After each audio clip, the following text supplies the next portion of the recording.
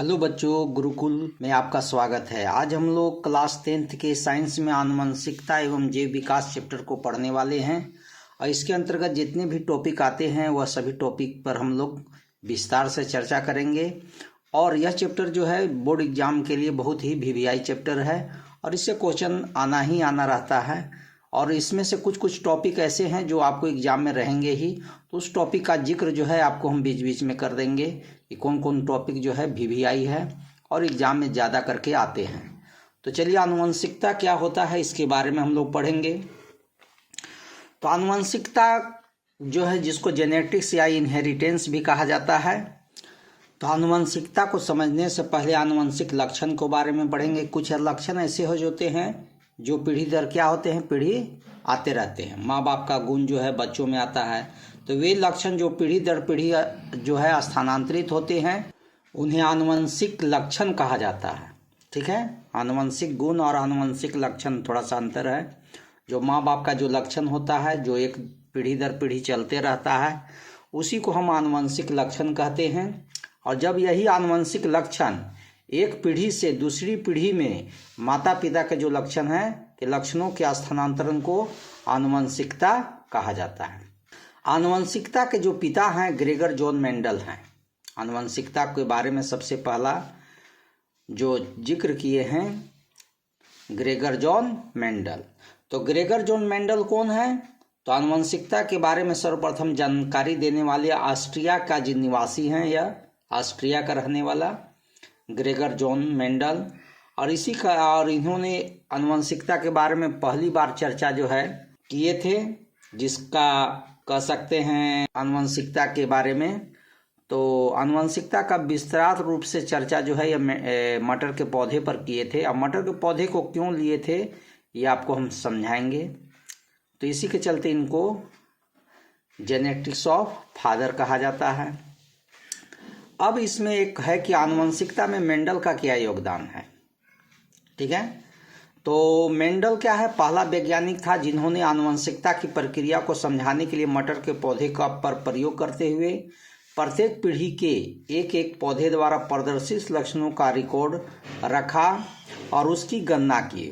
उन्होंने आनुवंशिक लक्षणों की वंशागत नियम की परिकल्पना की और उन्होंने बताया कि वंशानुगत लक्षण प्रभावी या अप्रभावी हो सकते हैं, प्रभावी या अप्रभावी हो सकते हैं, या कुछ लक्षण स्वतंत्र रूप से वंशानुगत होते हैं।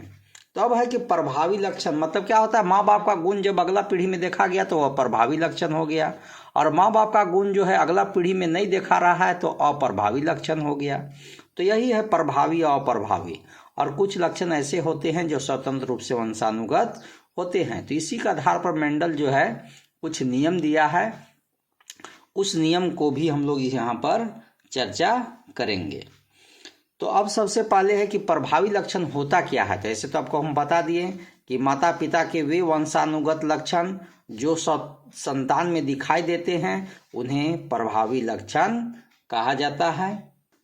अब इसी के अंतर्गत आता है एक और उपार्जित लक्षण। क्या आता है? उपार्जित लक्षण। तो उपार्जित लक्षण होता है कि वैसे ऐसे लक्षण जिन्हें कोई जीव अपने जीवन काल में अर्जित करता है उन्हें उपार्जित लक्षण कहते हैं। ठीक है, उसको क्या कहेंगे? उपार्जित लक्षण कहेंगे। उपार्जित लक्षण मतलब जब अपने जीवन काल में जो वह उपार्जित किया, अर्जित किया, ये लक्षण पर्यावरण के विभिन्न घटकों के साथ लगातार अंतःक्रिया होने पर उत्पन्न होते हैं। ये उपार्जित लक्षण अगल पीढ़ी को वंशानुगत नहीं होते हैं। ठीक है, उपार्जित लक्षण जो है केवल उसके जीवन काल में ही रहता है, वो यह लक्षण जो है अगला पीढ़ी में जाएगा इसका नहीं रहता है गारंटी। ठीक है, तो उपार्जित लक्षण जो है अपने जीवन में ग्रहण किया हुआ लक्षण है जो पर्यावरण के कारण उसमें परिवर्तन आ जाता है। अब हम लोग पढ़ेंगे मेंडल के नियम के बारे में। वंशानुगत लक्षण कब प्रभावी या अप्रभावी होते हैं, जिसको प्रभाविता का नियम भी कहा जाता है, लॉ ऑफ डोमिनेंस भी कहा जाता है। तो मेंडल जो है ऐसे आनुवंशिकता से संबंधित 3 नियम दिया है।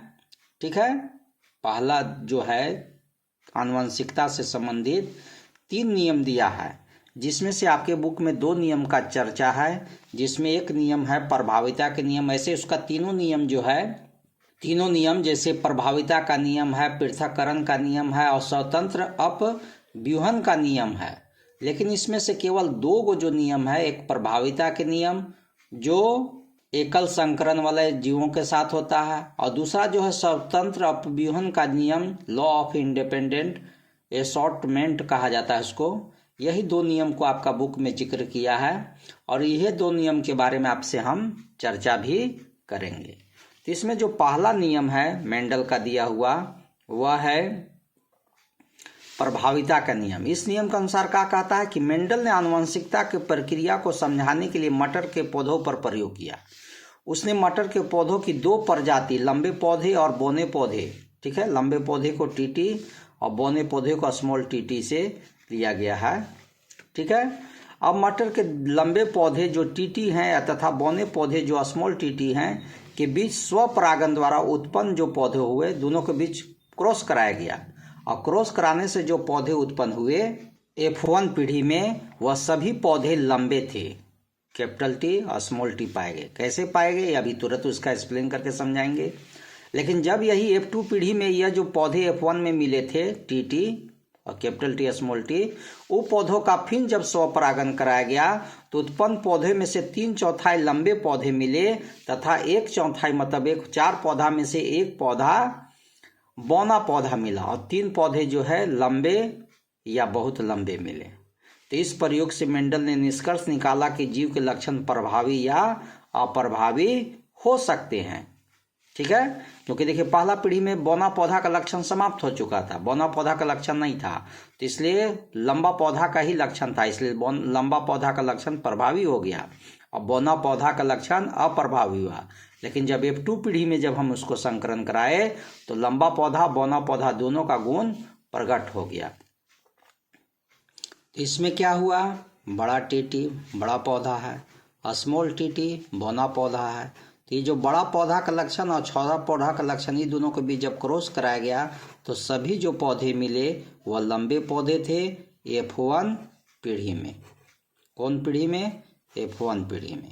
लेकिन जब यही पौधा को फिर क्रॉस कराया गया small T capital T small T और ये दोनों पौधा के बीच में कराया गया तो कैपिटल टी और कैपिटल टी से मिलकर के कैपिटल टी मतलब बड़ा पौधा हुआ, शुद्ध बड़ा पौधा। फिर इससे इसको कराया गया तो फिर बड़ा टी और स्मॉल टी आया। फिर अब स्मॉल टी को कैपिटल टी से कराया गया तो कैपिटल टी और स्मॉल टी मिला और यह स्मॉल टी को स्मॉल टी से हुआ तो स्मॉल टी और स्मॉल टी हुआ। तो इसमें देखते हैं कि यह शुद्ध बड़ा पौधा मिला, यह 2 गो मिक्स बड़ा पौधा मिला और 1 बौना पौधा मिला। तो इस तरह से 1:2:1 के रेशियो में पौधे मिले। तो इस तरह से 1:2:1 को जीनोटाइप कहा जाता है। क्या कहा जाता है? जीनोटाइप। और इसी को 2 गो बड़ा पौधा को मिला दीजिए तो 3:1 आएगा, तो इसको कहा जाता है फेनोटाइप, ठीक है। तो इस तरह से फेनोटाइप 3:1 का रेशियो है और जीनोटाइप 1:2:1 का रेशियो है। मतलब कह सकते हैं कि 3 पौधा बड़ा है और 1 पौधा बौना है। अब हम लोग मेंडल का द्वारा दिया हुआ जो दूसरा नियम है, कैसे तो तीसरा नियम है लेकिन इसको हम दूसरा नियम बुक के अनुसार कह सकते हैं, वह नियम है स्वतंत्र अपव्यूहन का नियम। यह नियम क्या होता है? विभिन्न लक्षण स्वतंत्र रूप से वंशानुगत होते हैं। कैसे होते हैं इसके बारे में नियम दिया है। तो मेंडल कहता है कि मेंडल ने अपने प्रयोगों में मटर के पौधे के 2 वैकल्पिक जोड़ों का अध्ययन करने के लिए चुना, ठीक है। 2 तरह का लक्षण, अभी एक तो लक्षण केवल सिंगल लक्षण से कराया था, ठीक है। तो यह सिंगल लक्षण से कराया था, लेकिन अब यहाँ पर 2 तरह के लक्षण को लेकर के संकरण कराया है, ठीक है। उसने उसके लिए क्या किया? उन्होंने गोल बीज वाले लंबे पौधे तथा झुर्रीदार बीज वाले बौने पौधों के बीच संकरण कराया और पाया कि F1 पीढ़ी के सभी पौधे लंबे और गोल बीज वाले थे।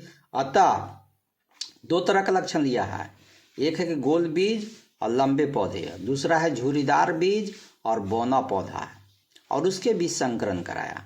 तो संकरण कराने के बाद देखता है कि F1 पीढ़ी में बीज का जो है आकार वह गोल ही होता है और लंबाई प्रभावी होता है। ठीक है, मतलब सभी पौधे जो हैं गोल बीज वाले लंबे पौधे बनते हैं। ठीक है, मतलब दूसरा झुर्रीदार बीज और बौने पौधे का गुण यहाँ पर अप्रभावी हो चुका है। लेकिन जब यही F2 पीढ़ी में कुछ नए पौधे गुण प्रदर्शित करते हैं, जब F2 पीढ़ी में यही पौधा को जब संकरण कराया जाता है तो कराने में क्या देखता है कि कुछ पौधे लंबे परंतु झुर्रीदार बीज वाले हैं, जबकि कुछ पौधे बौने बीज और गोल बीज पौधे बौने और गोल बीज वाले हैं। इससे स्पष्ट होता है कि लंबाई, बौनापन, बीजों का गोल होना या झुर्रीदार होना परस्पर स्वतंत्र लक्षण हैं और ये स्वतंत्रता पूर्वक वंशानुगत होते हैं। अब कैसे संकरण कराया गया इसको हम लोग समझते हैं। तो इसमें क्या किया गया है कि लंबा या जो लंबा पौधा है, बड़ा पौधा गोल बीज वाला, उसको कैपिटल RR और YY ले लिए, और जो बौना पौधा झुर्रीदार बीज वाला है उसको स्मॉल RR और स्मॉल YY ले लिए। और इसके बीच जब स्वपरागन कराया गया तो स्वपरागन के बाद कैपिटल R और स्मॉल r, कैपिटल Y और स्मॉल y यह मिलता है।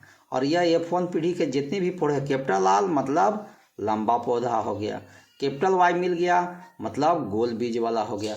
तो सभी पौधे जो है लंबे और गोल बीज वाले F1 पीढ़ी मिलते हैं। लेकिन जब इसी को स्वप कराया गया, फिर स्वपरागन, तो capital R small r, capital Y small r के बीच में जब कराया गया तो कराने के बाद क्या हुआ, capital R small r capital Y। तो देखिए कैपिटल R से कैपिटल Y RY हो गया, कैपिटल R, ठीक है, कैपिटल R और ठीक है कैपिटल R और छोटा y, तो कैपिटल R छोटा y हो गया। दूसरा जब स्मॉल r से कैपिटल Y से कराए तो स्मॉल r कैपिटल Y, कि स्मॉल r और स्मॉल y कराए तो स्मॉल r स्मॉल y। तो यह तरह का आपको मिले स्वपरागन के तहत। और जब इसको फिर अब कराया गया F2 पीढ़ी में, तो यह जो चार को मिला था वह चारों को आप capital R capital Y, capital R small y, small r capital Y, small r small y, और उसी तरह से इधर भी लिख गया। उसके बीच जब कराया गया F2 पीढ़ी में तो सभी जो पौधे मिले F2 पीढ़ी के सभी पौधे कैसे मिले, इस तरह से मिले। देखिए कैपिटल R को कैपिटल R से किए कैपिटल RR, Y को Y से किए capital YY, small capital R और कैपिटल RR हो गया, capital Y small y, capital Y small y लिख दिए। इसको भी इससे कराया गया तो ये लिख दिए, इसको भी इससे कराया गया तो ये लिख दिए।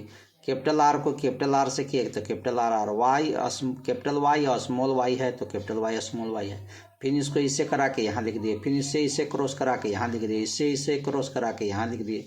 फिर यह स्मॉल r और capital R small r, capital Y capital Y हो गया।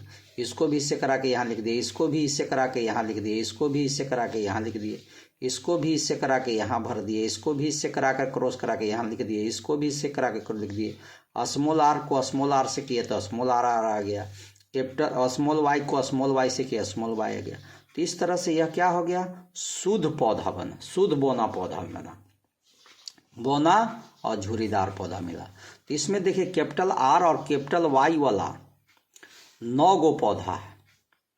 कैपिटल Y और कैपिटल वाला 1 2 3 4 5 6 7 8 और 1 9 गो पौधा जो है प्योर गोल मतलब लंबा पौधा और गोल बीज वाला पौधा मिला।